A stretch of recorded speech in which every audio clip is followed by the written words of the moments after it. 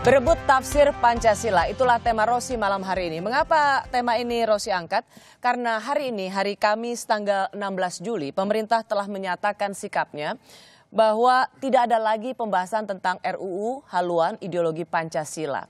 Tapi yang ada adalah pembahasan tentang RUU BPIP dengan menyertakan tentang TAP MPRS nomor 25 tahun 66 tentang pembubaran PKI, pelarangan paham komunis, marxisme dan lain-lain, serta menyatakan bahwa Pancasila adalah 5 sila yang tidak disarikan menjadi Trisila dan Ekasila. Jadi tadi bagi Anda yang sudah menyaksikan acara ini di awal, saya telah mewawancarai Menko Polhukam Profesor Mahfud MD yang mengatakan bahwa tidak ada lagi RUU haluan ideologi Pancasila melihat ke depan tentang RUU BPIP. Saya sekarang bersama Bung Ahmad Basarah, ia tidak saja sebagai mewakili PD Perjuangan tetapi juga Wakil Ketua MPR dan juga Bung Refli Harun, pakar hukum tata negara. Apa menurut Anda, kita sudah tidak lagi membahas soal tafsir substansi Pancasila, tapi badan tentang Pancasila. Mengapa Anda menilai ini tidak penting sekarang? Tidak hanya tidak penting, tapi juga bisa berbahaya ya suatu saat. Karena begini, kan saya selalu melihat itu dari sejarah. Pancasila 18 Agustus itu berlakunya sejak 18 Agustus 1945 sampai 27 Desember 1949. Paling tidak secara formal yang 18 Agustus itu. Tapi kita tidak bisa menilai sejarah itu karena masih revolusi fisik. Nah, kita bisa menilainya ketika dekret Presiden 5 Juli 59. Ketika Bung Karno mengeluarkan dekret kembali kepada Undang-Undang Dasar 45 sampai 1966 yang kita sebut Orde Lama.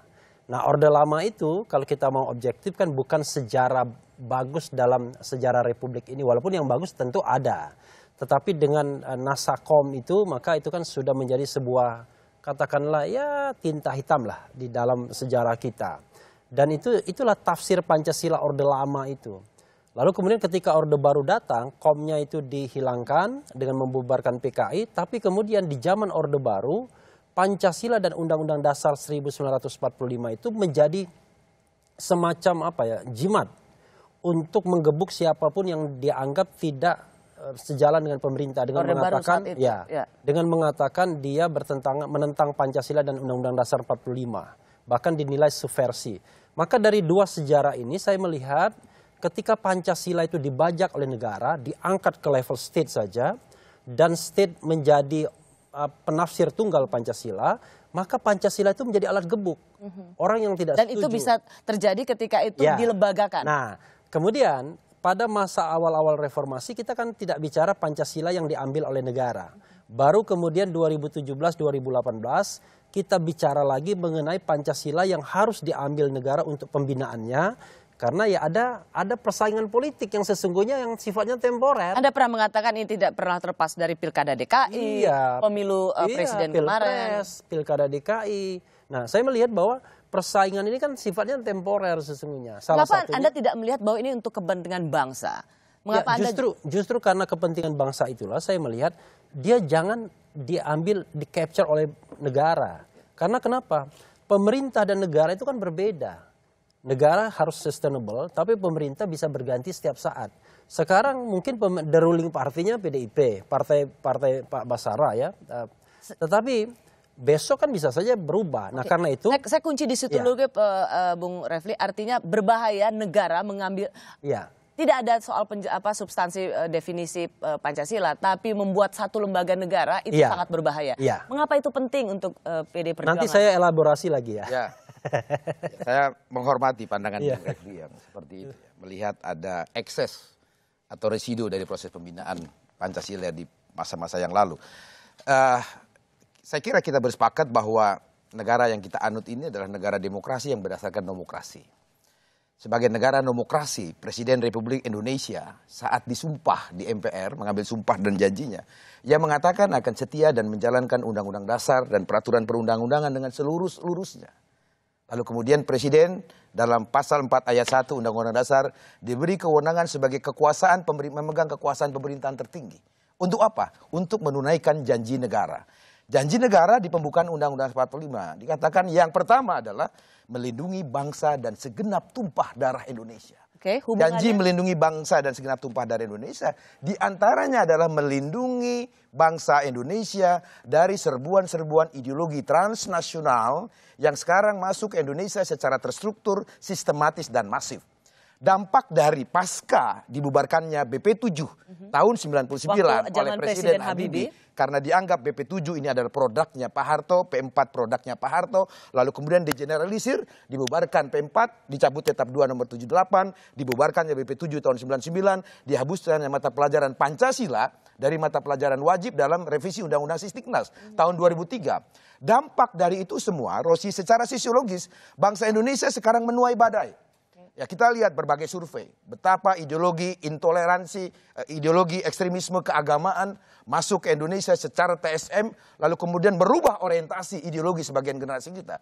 Banyak survei yang bisa kita cek, yang mengatakan bahwa 19,4% ANS sudah tidak setuju lagi Pancasila, 7 kampus ternama sudah terpapar paham ekstremisme keagamaan, dan lain-lainnya. BPIP atau lembaga yang dibuat oleh di dalam konteks itu justru kewajiban negara adalah melindungi bangsa dan negaranya dari serbuan-serbuan ideologi transnasional itu. Yang komunisme, liberalisme, kapitalisme, ekstremisme keagamaan. Satu. Yang kedua, kenapa perlu payung hukum undang-undang? Saya justru ke situ nanti. terbalik kepada substansinya. Itu pada teknis hukum. Apakah Bung Refli juga tidak merasakan kekhawatiran? Misalnya saya katakan banyak kelompok yang melihat radikalisme, paham ekstremisme itu karena tidak ada lembaga yang selama ini berperan seperti dulu. Nah, kita harus mencari apa sumber masalahnya. Kalau saya melihat sumber masalahnya itu adalah dari demokrasi yang tidak terbuka dalam persaingan politik yang sempit. Makanya saya mengkampanyekan misalnya hapus presidensial threshold. Kalau kita hapuskan presidensial threshold misalnya, maka tidak akan mengkristal menjadi dua kelompok ini. Saya frankly speaking tidak menjadi cebong dan kampret lagi, ya kan?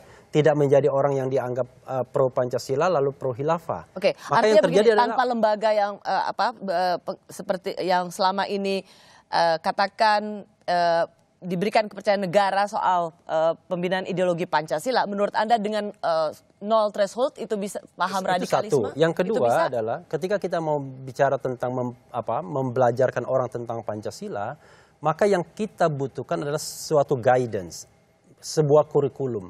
Dan itu tidak perlu disiapkan oleh suatu lembaga. Kalau lembaga ini terbentuk, maka dia akan menjadi state independent body. Coba bayangkan nanti. Ketika BPIP menjadi strong institutions, dia bisa mengatakan tindakan DPR itu bertentangan dengan Pancasila, keputusan MK itu bertentangan dengan Pancasila karena dia orang yang membina ideologi Pancasila. Nah, ada kekhawatiran, saya paham maksudnya. Jadi ada kekhawatiran BPIP nanti menjadi super body, begitu ya? Pertama super body, kedua monster. Dia bisa mengatakan orang lain itu adalah sudah melanggar Pancasila. Nah, karena itu saya ingin mengatakan bahwa kita harus membelajarkan Pancasila itu mulai dari kurikulum, anak-anak SD dan lain sebagainya. Yang dibutuhkan sesungguhnya adalah orang-orang yang paham tentang nilai-nilai Pancasila, berkumpul menjadi panitia ad hoc, membuat kurikulum pembelajaran, lalu pembelajaran itu tidak bisa kita satukan dalam BPIP? Itulah masalahnya saya bilang.